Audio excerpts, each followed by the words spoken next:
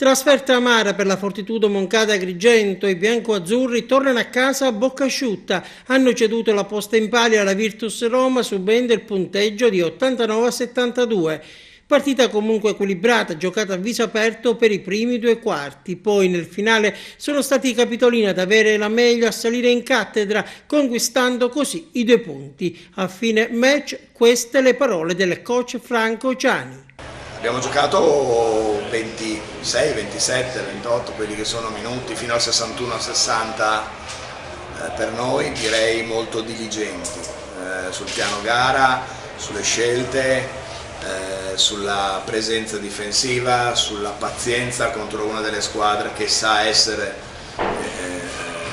tra le più aggressive in assoluto in certe situazioni, soprattutto sugli esterni.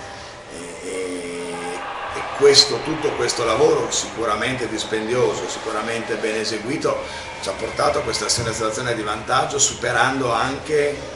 la prima spallata in avvio di seconda parte di gara con le 3 bombe consecutive, loro eccetera, ma siamo riusciti nonostante questo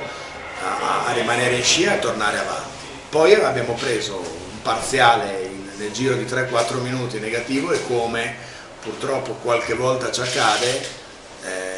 da questi parziali, soprattutto quando siamo un po' più affaticati, non sempre abbiamo l'energia e la lucidità di recuperare. Oltretutto, come ormai ci capita dall'inizio dell'anno in svariate forme, siamo sempre con rotazioni risicate in qualche ruolo